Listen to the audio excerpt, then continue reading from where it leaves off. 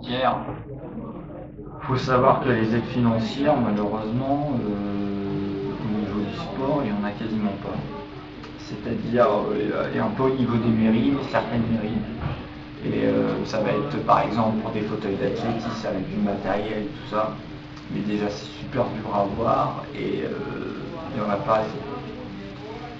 Et après, il faut savoir que même moi, quand j'étais déjà dans les 3-4 meilleurs européens et pas mondial, maintenant je suis top 3 mondial, tout est fait, les règles des placements sont à ta charge, quoi. Tu payes tout, tes mois tu dois te battre tout le temps, quoi. C'est plus dur d'avoir des aides, quoi.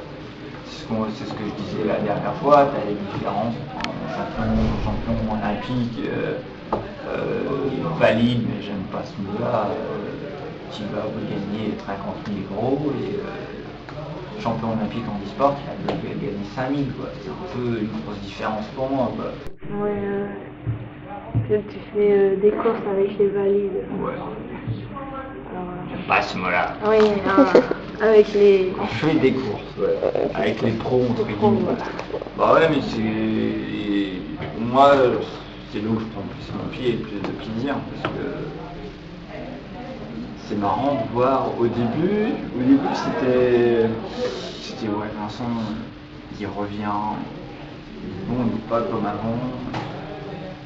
T'avais la notion au début, on va l'aider, on va, tu vois, le voyais de temps en temps, on met les coéquipiers avant d'attaquer. Vincent, t'es sûr, je peux attaquer parce que ça va rouler vite, est-ce que tu vas tenir, tu vois, c'était très au début des premières courses.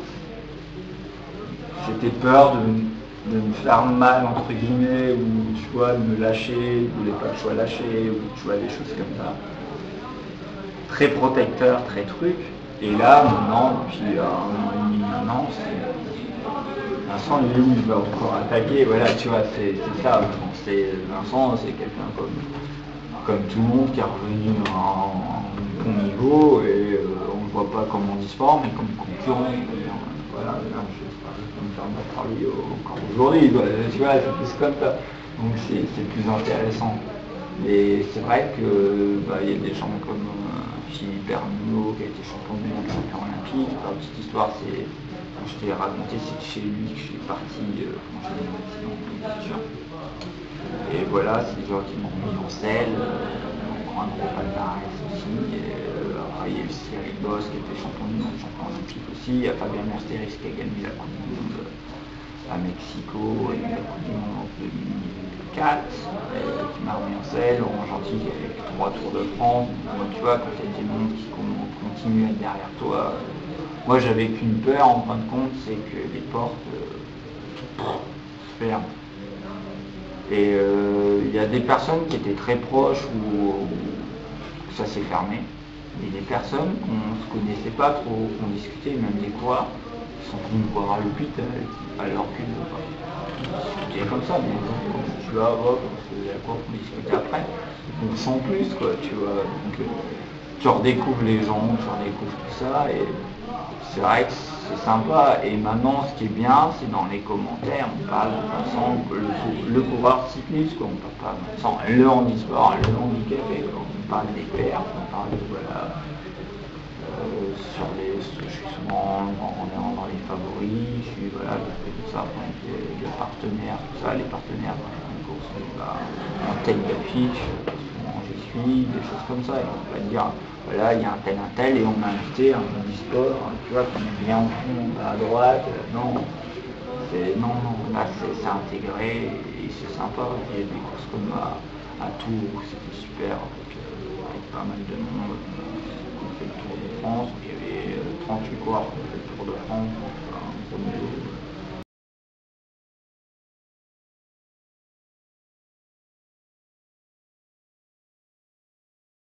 C'est pour ça que c'est important au niveau de la communication, tout ça, et voilà, quoi. Mais c'est la désinformation. Voilà, c'est ce que, comme je disais la dernière fois, c'est que on fait, en fin de compte, on fait des reportages, on met trop en avant le handicap. On ne met pas en avant l'autonomie, on ne met pas en avant que la personne vit comme tout le monde. on va montrer vraiment un handicapé qui est handicapé vraiment très lourd. Mais il n'y en a pas que des lourds. Il y en a qui ont, comme moi, une paralysie partielle de jambes, qui sont paralysés à partir du tout. Voilà, ça se voit pas, on ne voit pas, et voilà. Et c'est important. Et les médias font une culture, une mauvaise image là-dessus, et malheureusement, pour que ça change au niveau de l'opinion des gens, c'est les médias qui font beaucoup. C'est pour ça qu'on travaille, quand j'ai vu quelques documents télé, tout ça, enfin, essayer de retravailler tout ça.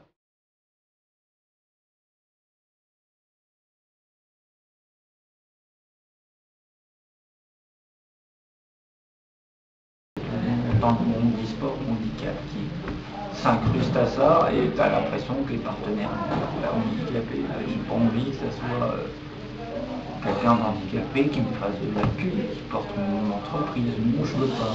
Je veux pas donner cette image à l'entreprise.